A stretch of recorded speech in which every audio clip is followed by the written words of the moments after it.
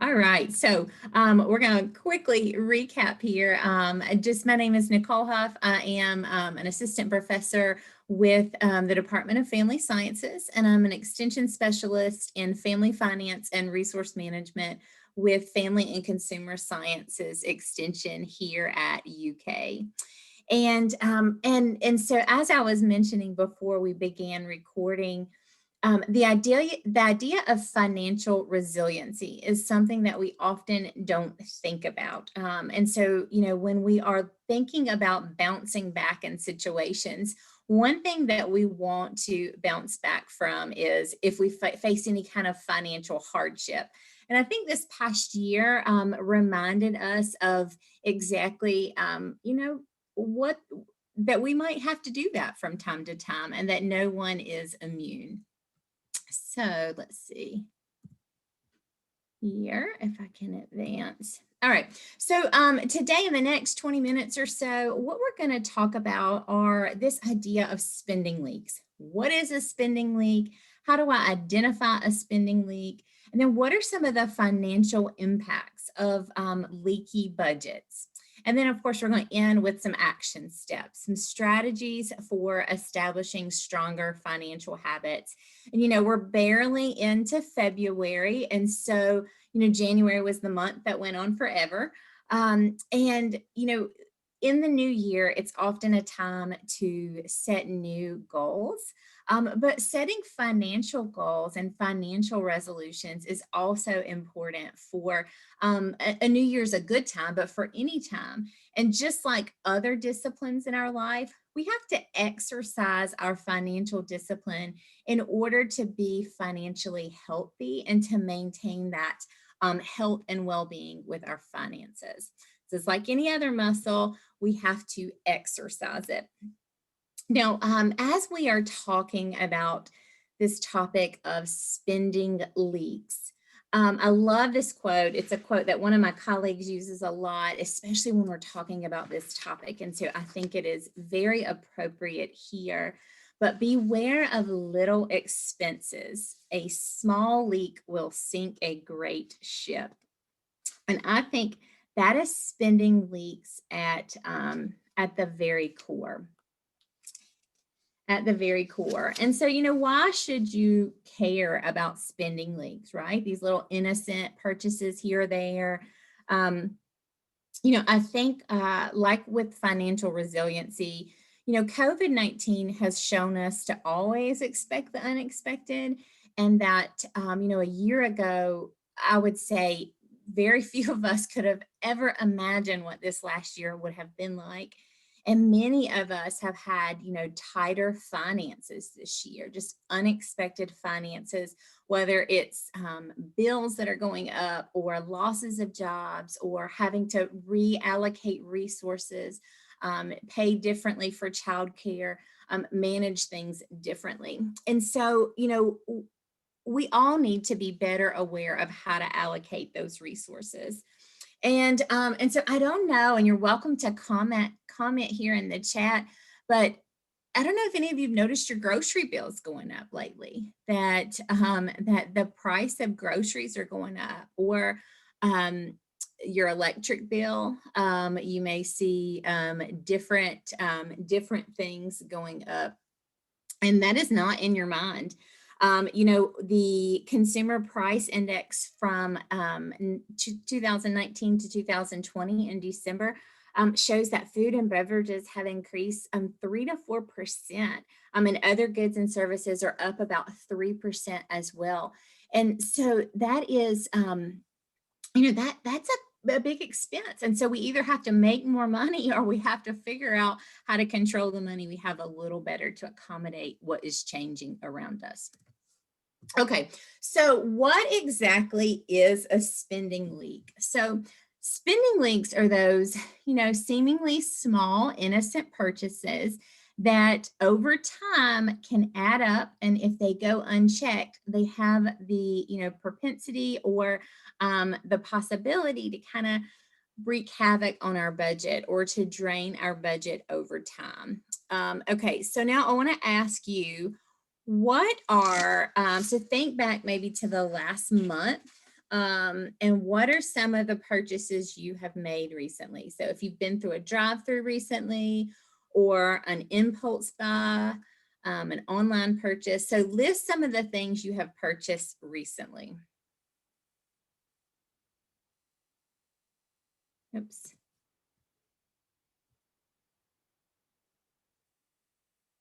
All right, so off online, chocolate, I hear that. Yeah, drive-throughs. Yes, the Amazon Lightning deals, that Amazon one click. Craft supplies, so hobbies, pizza delivery. Oh yeah, home improvement. Those get you. And I don't know about you, but they always get me like back to back to back. Yeah, takeout. Takeout is a huge spending league. Has anybody gotten coffee lately from anywhere? Anybody been to a coffee shop? Yeah, lots of coffee. Birthday gifts. Yep. Yeah, home improvement things. And so any of these by themselves, not a big deal. But over time, those habitual purchases, those small purchases, those frequent purchases really have they can add up quickly. They can add up quickly. So, how to spot spending leaks. And so the first thing, like what you guys just did in the chat, is you identified spending leaks. That's one of the first steps is to spotting them, is to pay close attention to your purchases. So especially those small, habitual, frequent, or unplanned purchases. So, I know that many of us who do work from home, there's not a lot to do. And so right now, the most popular leisurely activity is retail shopping. And if you spend any time, for those of you who are in Lexington, if you go out of Lexington, you see that's all people are doing is out shopping right now. It is very crowded, and people are out spending money. And so I believe that. And so those unplanned trips here or there. So spending leaks are generally wants more than needs. And so somebody mentioned your sump pump run out. Those home improvement things, they might take a blow to our budget, but they tend to fall more on the need category. Some things we have to deal with. We have to deal with our food, our shelter, basic clothing. But then the things that we can do without, they might cramp our lifestyle a little bit. But those wants that can add up. And that's what we're really talking about today. And so examining the automated purchases, and so unused subscriptions, auto draft free, things that are on auto draft that come out monthly or annually, even free trials. And I put that in air quotes because, my middle son is the worst. Like, Mom, can I just try this out? Can I just try it out? It's only $5.99. You can cancel it in a week. And I don't know, we forget to cancel those things in a week. And those are, again, little small drips, like that leaky faucet that you may not notice the leak, but then before long, you open up your cabinet and you need to replace the wood where that leak has caused rot, and it's just wreaked havoc. And I will tell a story on myself here with the auto drafts. So, I joined UK's faculty about 7 months ago. And my previous employer, I had a Dropbox subscription. And when I was leaving, I didn't want to lose. I had things on there that I wanted to keep. And so rather than just getting a flash drive and transferring those files, I just put it in my name and connected it to my credit card. I didn't think a lot about it. I didn't feel like doing a lot with it. And then sure enough, this fall, I got a charge of $199 from that auto draft subscription, where I didn't cancel it and I forgot all about it, and it was non-refundable. And that one hurt, y'all. That one was not a $5.99 free trial. That was a big lesson in how we can get so busy that we forget to tend to our finances, and it's not always refundable. So I probably won't make that mistake again anytime soon. But that is a great idea of a spending leak. And unfortunately, one that I hope to never, ever repeat. So here at UK, we run an initiative in Family and Consumer Sciences Extension called MoneyWise. And you can find us on Facebook, facebook.com/MoneyWise. And we put out a newsletter each month. We have podcasts, webinars, financial information, and challenges. But the one for our topic for January was on spending leaks. And in writing this article, again, it was kind of eye-opening for me for some of the common spending leaks. Again, once a week, a couple of times a week, you don't really think about it until you stop to add up the annual cost. And that's where you see it could be. Somebody said pizza delivery was something that you had purchased recently. Now, if you just spent $35, that's your delivery fee and 3 large pizzas. That is $1,800 for the year, even if you were just to treat your family on Friday nights to that pizza. The same thing, fast food lunch, drive-through is always one of the top spending leaks. An average meal will cost you about $8.50, depending on, what you get, but a meal and a drink or a salad and a drink. But if you do that 3 times a week, that is over $1,300 for the year. Again, $8 here, $8 there, it doesn't sound like a lot. That is the one that has gotten me. And in fact, my daughter is my oldest, and they are virtual learning. And so this morning she texted when she should have been in class to ask if we could get Chick-fil-A today for lunch. And I said, no, absolutely not. But that was something that I started doing at the beginning of the pandemic. About once a week, we would get out and we would go to Chick-fil-A and just get dry food and bring it back here, just because we were all stuck in the house. It was our treat. But we're a family of 5, and I'm just feeding 4 of us for lunch. My husband works in his office, but so, I'm spending that $25 or $35 just that once a week on Chick-fil-A. And when I stopped to realize what that small, innocent, once a week treat was, I'd much rather spend my $1,300 somewhere else than on chicken nuggets this year. The same thing for coffee. Whatever your vice, maybe it's cigarettes or lottery tickets or wine. I noticed, several ladies on here when we joined in, and you don't really think a whole lot about, tossing a bottle of wine in your grocery cart. And if you do one $10 bottle of wine or pack of K-Cups for the week, it could be over $500 for the year.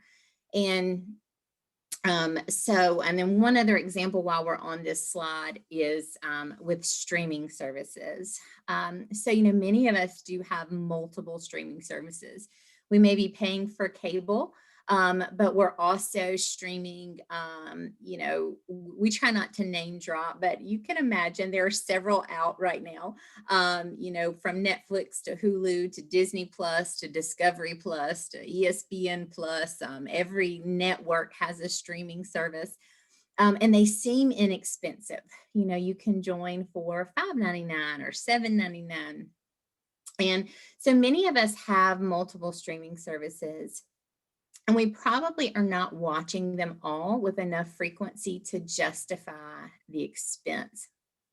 And so, if you just had 3 streaming services plus cable, you could be spending well over $1,000 annually on just entertainment. Digital entertainment. And so by dropping those, by cutting back even on your least expensive ones, so say that $5.99, and I don't even know if one's that cheap right now. I think that one has just gone up in price by $1, but you could just save $70. And so what I hope to, when I encourage people to examine spending leaks, is just to really think of how else they could use their funds, and by really examining. And so how can you plug your spending leaks? And easiest way is tracking your spending, recording both your small and your large purchases. And then, so those planned, those unplanned, the bills that you have, and then future purchases. Are you saving for anything? Is anything coming up? My daughter got braces last week, so that was a nice chunk out of our budget. But again, I can put, give them chicken nuggets once a week, or I can put that money towards braces. And so, it's kind of looking at those opportunities for disposable income and how I can tweak that to make my money work better for me. And so, and then once you track your spending, and you can do that as simple as, we used to have checkbook registers. I don't know how old you guys are. I'm not going to ask you to put your age in the chat.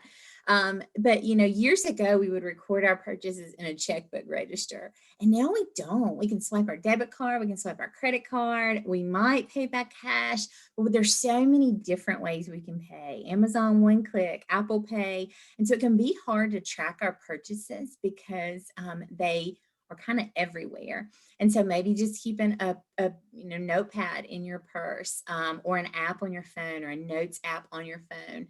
You can get a simple or as savvy as you'd like to, but keeping up with your purchases and then turning those into a budget if you don't already have one.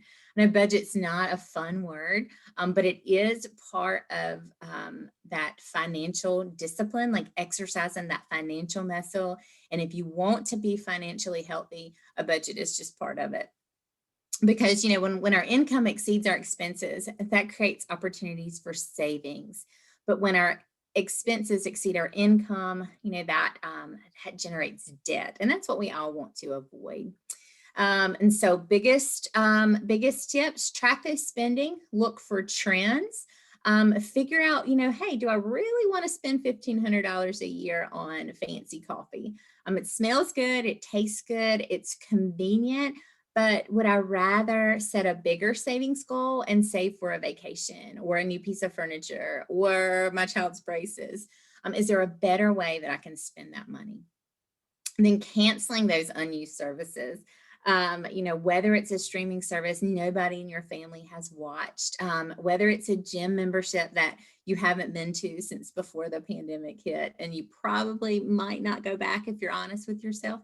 Maybe it's a clothing subscription service, or just anything that you may be charged for automatically that you've forgotten about.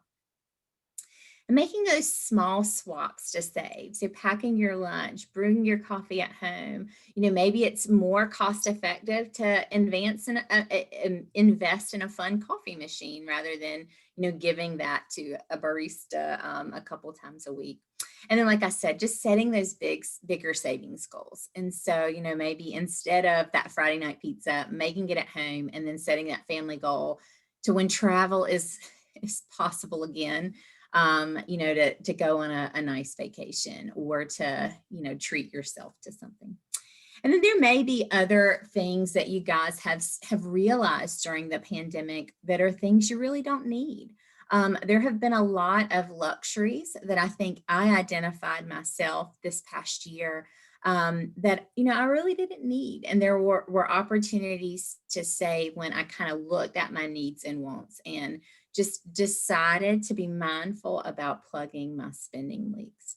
All right, so I'm going to stop right here and open it up for any questions or comments that you have, any spending trends that you've noticed, or tips that you have for how you've plugged some spending leaks or some surprise leaks once you added up the costs.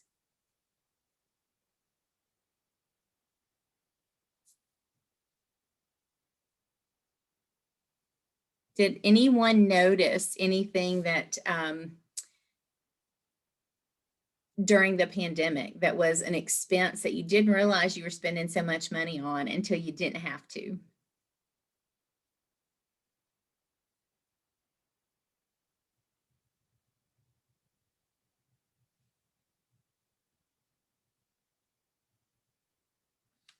All right, Azetta, I think I don't see any questions. If you see them pop in, feel free. And if you guys think of any questions, again, feel free to reach out to me at any time about any kind of spending or savings questions that you have. And for any other resources, check us out online. We love to help you just become more mindful spenders, I think is one of our biggest goals with MoneyWise. So thank you so much for having me.